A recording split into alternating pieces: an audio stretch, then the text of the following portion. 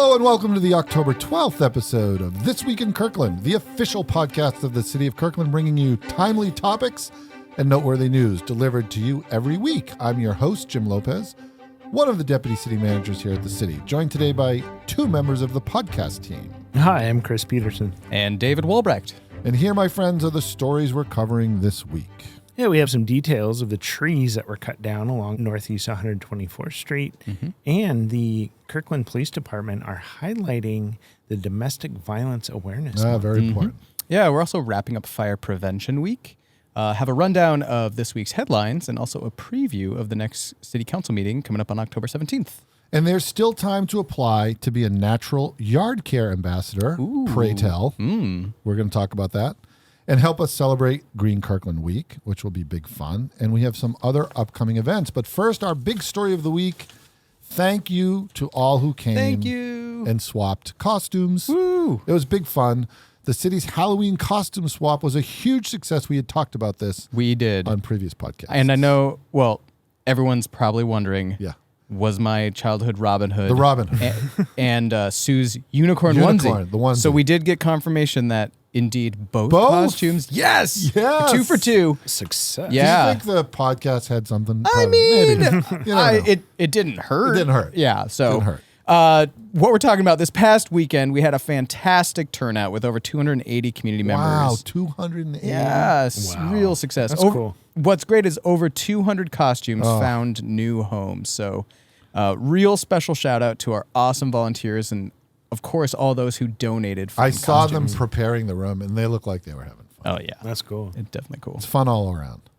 So thank you for helping us prevent waste, right? And if you found an awesome new to you costume, you can check out our post on Facebook and show it off in the comments. You know what I'm excited about is the future fun swap meets that we'll be doing. I'm yes. not sure what those are going to be. Hey, but, well, if you have any, leftover costumes from this Halloween, hang on to it and donate for next year. Absolutely. I love it.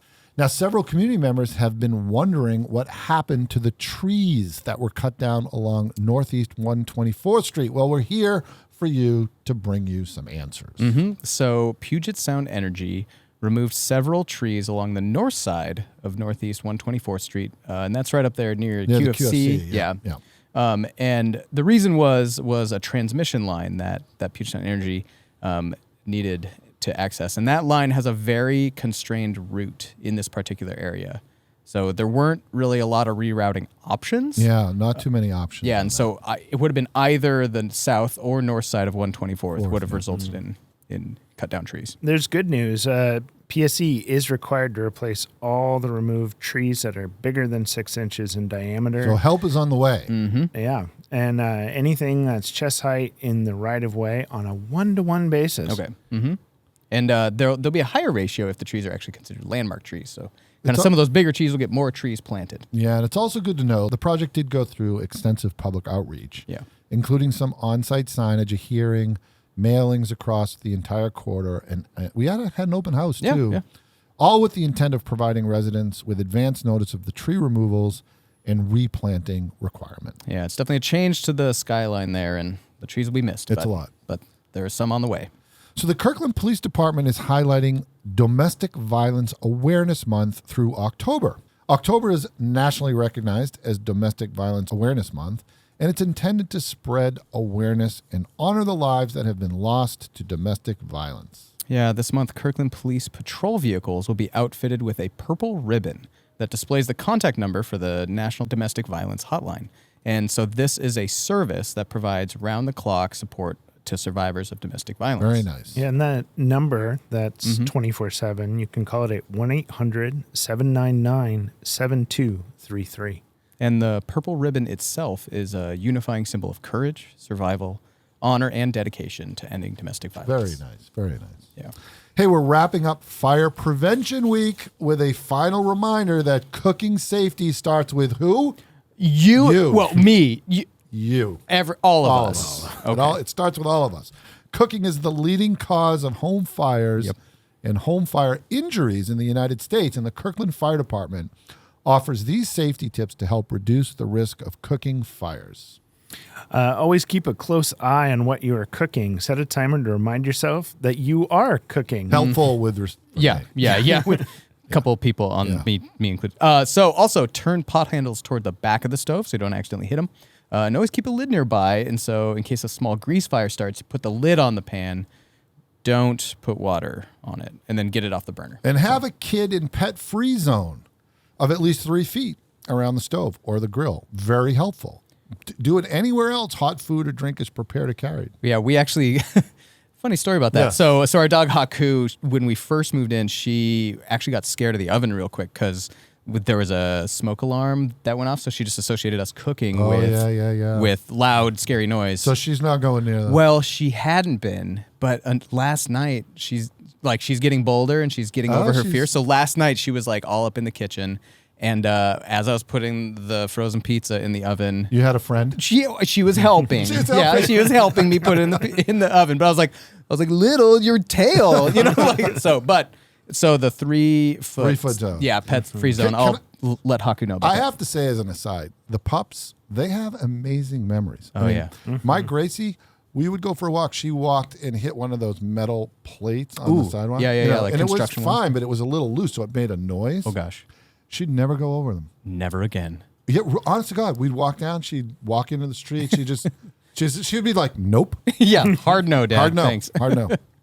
So there's a lot going on right now, and here are a few of this week's headlines.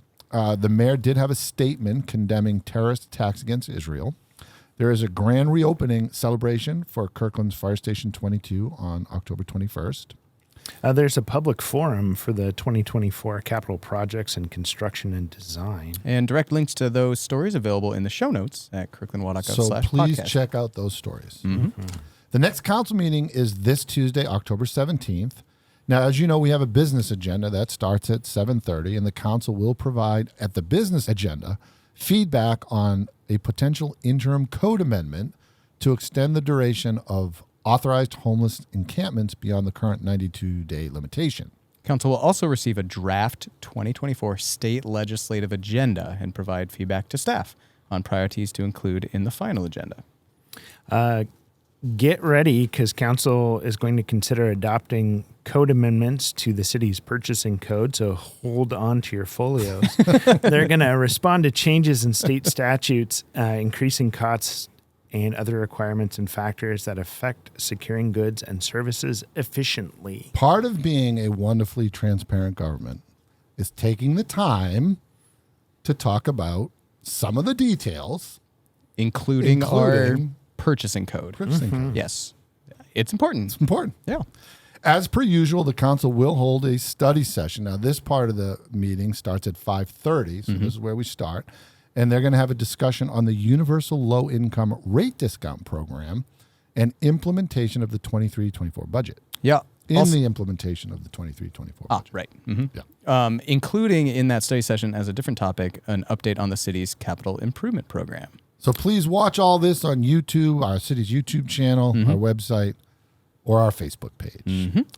So, my friends, I know you've been waiting for this story. Oh, Jim, so excited. There is still time to apply to be a natural yard care ambassador. Oh, my goodness. What is a natural yard care ambassador? Pray tell, David. Well, do you or a Kirkland resident you know have a beautiful, sustainable landscape? Does it use natural yard care practices? Then you might be a great fit for a natural yard care ambassador. We have candidates. Ooh, all right. Clear criteria. So this is a new program that highlights beautiful, sustainable landscapes that protect water quality and create healthy habitat in Kirkland. Yeah, and each natural yard care ambassador's garden will be featured on social media, and they'll be receiving diplomatic immunity. Or maybe not. I think that's a different ambassador program.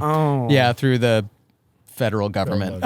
Winners for R1 will receive yard signs highlighting their contributions to a healthy Kirkland environment and promoting those practices in their neighborhoods. So deadlines for applications for being a natural yard care ambassador is coming up soon, October 15th. So check out our show notes for more information should you desire. Yes.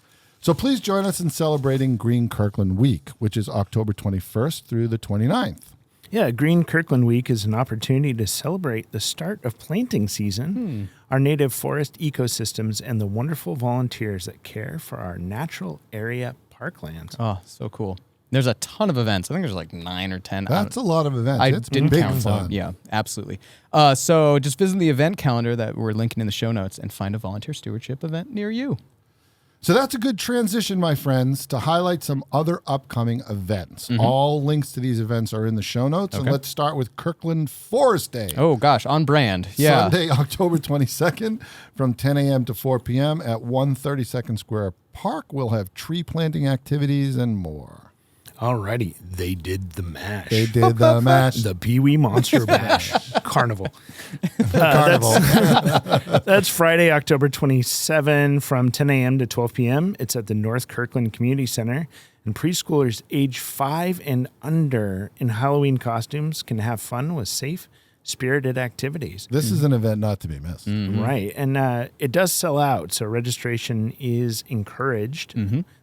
Costs, $16 per child. Info in the show notes.